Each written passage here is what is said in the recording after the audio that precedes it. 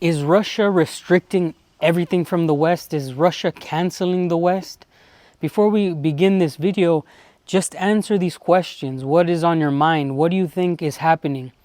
Is this blatant attack on anything West? Because now there's been messages through all the Telegram. People are talking about, oh, Russia's going to get rid of iOS and Apple and Android and all these things that we love, and YouTube is slowing down. They're going to delete it soon.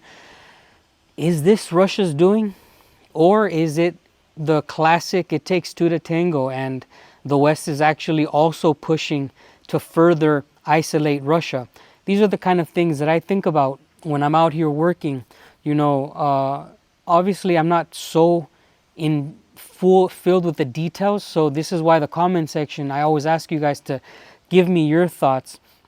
But personally, I want to be able to explain to you how my life has changed. I've been living in Russia for 2 years. I've seen a lot of things disappear from the West, and this is that kind of video. The kind of video where it's open forum, open for all things conversational. All right, let's get into it. Now let's go over the obvious ones. And by the way, these things that have happened in Russia over the last 2 years have affected the Russian people differently and the expats differently, right? So when I first arrived to Russia, I could still use Airbnb, and I'm pretty sure that other Russians were using the Airbnb app where you can book an apartment and or stay, you know, in other people's houses, rent a room. It was really simple to book through Airbnb, but when I arrived to Russia, that was gone. The other thing that was gone apparently was when I arrived to Russia, I couldn't use my Visa card, my MasterCard, or my Visa debit card. Now, you know, you have to understand that for the Russian people in Russia, it didn't affect them at all, because they could obviously make their own programs where they can rent their own apartments and all of that stuff. And their Visa cards still worked in Russia, but it worked in reverse where they couldn't use it outside. So that sanction did work against the Russians. Where they travel, they have to exchange money into the country where they're going to get it, where they're going to use, where they're going to visit. And usually the exchange is not so good. But these things did affect foreigners as well. Like I said, I wasn't able to purchase things in Russia. Good thing I brought cash. Now, time was passing on, and different brands left from the malls. You know, you can imagine I'm not dressed like a normal Westerner. Why? Well, for one reason, I need this type of clothes to use out here in the land. I need to get dirty, so my Gorka is really good. But if I do wear, you know, like Reebok, I do wear other types of shoes that I like. But shoes, I buy like once every 3 years. And with the Russian people, actually, this did affect them. I did see Ksenia struggle a little bit because Russians like to look good. And in the stores, you would have an infinite amount of bootleg shoes and all these different clothes that definitely changed. But they got over it. It's been 2 years now. The Western companies just changed names and they came back. So in the last 2 years, when it comes to that kind of stuff, foreigners and Russians had to adjust in their own way. I think that as the time passes, since the beginning, it was more the Westerners, the Western brands wanting to get away from Russia, and they kind of made it difficult. Now, in the second year since I've been here, it seems like Russia's the one trying to separate itself from the Western brands, if that makes any sense. You know, it was like the beginning, it was mostly Western heavy. Now it's really Russian heavy. It's no secret for the majority of you guys watching that here in Russia, YouTube actually is a lot slower. It's almost painful to watch a video. I'll put a video and I'll let the phone be open and it'll just play in the background. It'll take like 2-3 minute pauses. That's not a problem for me because there's not a lot of things that I need to watch that are like an emergency on YouTube. But sometimes you do need like information on how to do certain things, and it could be painful. But that's just how we have to deal with it, you know. I feel that the Russian people, they have VK, they have RooTube or whatever. They have so many other social medias. For a Western guy like me, I need to kind of get with the program eventually, if it does go away, because it is news that it's eventually going to be just stop, I guess. I don't know. Let me know down below what the truth is about this YouTube thing in Russia. But what I'm trying to tell you is that you can see how it affects the Russian natives and the ones that are not Russian. We have to cope with it differently.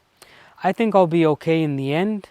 I've mentioned it many times. I'm just busy here trying to build a house.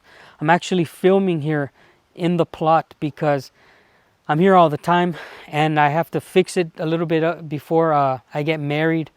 When this video goes up, I get married perhaps 3 days after. So I really truly believe that it does take two to tango.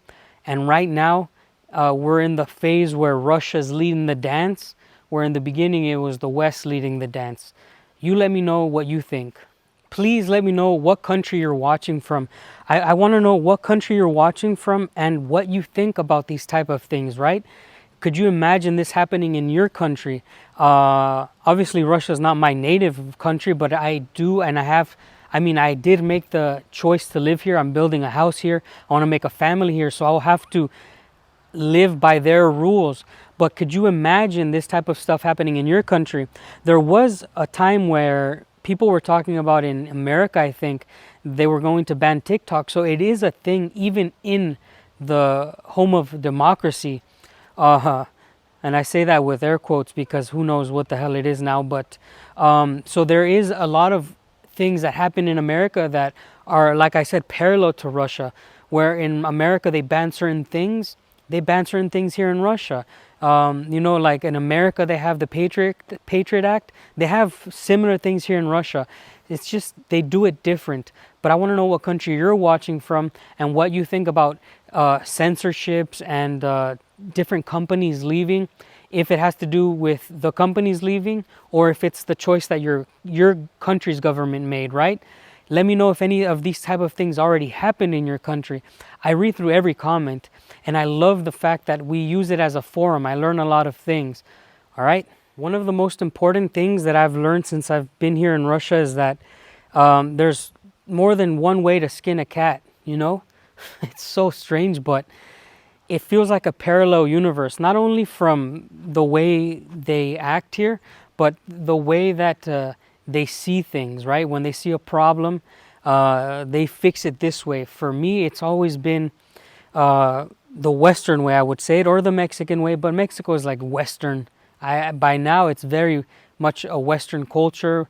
It's probably the most richest Spanish-speaking culture. But anyways, I don't want to get anybody mad. There's more than one way to skin a cat. So when these problems come, it doesn't seem to faze the Russians at all. Like I mentioned, we deal with it differently. And if it was to get completely banned, like the YouTube thing, it would just fly over my head eventually, right? But now it's time to talk about, like, they're talking about iOS and Android, and the longer you live in Russia, the more news you get via Telegram and the friend said this, the friend said that. But apparently the iOS thing and the Android, like telephone stuff, it will affect me because I use my phone a lot to talk to my family at home, like the iMessage stuff. And I don't know how it's going to work. I'm not a tech freak. But like if they cancel that and it doesn't work here and I can't download certain apps or use the phone itself because it's so bad because it hasn't been updated that doesn't work, it's a possible scenario. Then it would affect me. But getting a new phone or like something else, it's not a problem. But these are the type of things that you can imagine in 2 years have changed so much in Russia. The next 10 years are going to be very interesting. And I don't know if interesting is a good thing because it can get really hectic. With all of this madness happening, inside of Russia and all these things leaving, I have noticed that economy in Russia has been booming.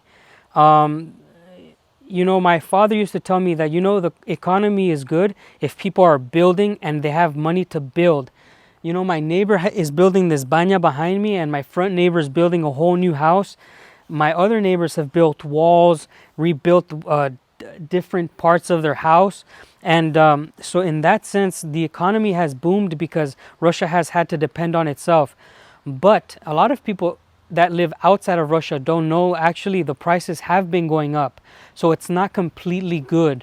I'm not sure if wages have been going up, but prices for food, for electronics, different things that you're going to need, like clothes and stuff, these type of things have risen in price. I'm not sure if the people are getting paid more, but they definitely do have more money to build. And, you know, I think that food goes up all around the world, but here in Russia, it doesn't go up that much. Where in America, you're paying maybe $1 one day, and the next, it can fly up to like $3. That's just an example. Here in Russia, it doesn't spike that drastically. But these are the real things happening here in Russia. People have money to build, people have money to still shop, but the prices of those things are a little bit more expensive. The interesting thing is as well that building materials actually going up insanely, but yet people still have money to build. So I don't know. If you're Russian, let me know what you think, especially about the prices in Russia. How have they changed in the last 2 years? And when I say that they're building, that's like a full house, a massive house, 2 floors. On the top, they have the house. On the bottom, it's a functioning mechanic shop. I myself will have to save up to eventually start building next year. But it's an interesting topic, you know, because they think that they say, you know, Russia is so poor. A lot of comments are always talking about the average salary here in Russia being $300 to $400. Yeah, I don't know about that. I'm sometimes not even sure because you know, the way I work here in Russia, I make about, you know, that much money, but I'm the poorest person I know. Because everybody else is building. All of my neighbors are building, so they must be making more. That's just me being honest. A lot of people that you see are not being honest, but I try to be transparent. The average that I have been making like every month has been $300 to $400, which is practically what everybody says is the average in all of Russia. But for some reason, in this town, everybody's building their new houses. Everybody's building a new beautiful wall. I had to recycle wall to build my wall, which I don't care. I like it. I'm doing it with my own hands. But it's just an interesting thing. I wonder if I would have came here like 5 years ago. People were saying that 5 years ago it was much cheaper. So you can imagine the last 2 years that I've been here, things have changed. The prices have gone up. But some people can build, some people cannot build. It's how it is. Actually, since we bought the land, this also plays into it. Like I have some potatoes. We have potatoes here growing. We've been eating from the garden all month. And we're going to continue to eat from the garden all of August. July, we ate a lot of radish, a lot of random vegetables that we've been picking, like carrots. There's also zucchinis, right? So in the last 2 years, I feel that a lot of Russians have been more than usual probably going to their dacha and planting a bunch of stuff. But this is just in their nature. Almost every Russian knows how to plant damn potatoes, right? So that is just something that I've also noticed this year. There's been a lot of people farming more than usual because in 1 year ago you would go through different plots that were not being harvested. This year every square centimeter of dirt the people have been harvesting. And by the way, if you want to see videos of us picking and cooking things, I do make those kind of videos. They'll be linked down below, or just look in the channel so you see how we garden here in Russia. So what do you guys think, huh? All these things that I've mentioned, probably you already know about, but you don't necessarily know the way that the Russians cope with these things and how expats cope with these things. So if you're watching this and you're Russian, tell me how you've dealt with all of these sanctions, all of these companies leaving Russia. And if you're a Westerner, tell me what you think about these things happening into Russia and if they happened in your country.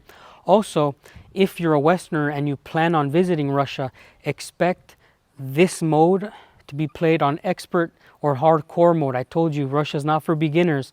So if you want to visit Russia, just expect the world to be flipped upside down and just thrive through it. You have to do it like the Russians do it. They don't care and they overcome everything. Semper Gumby, always flexible.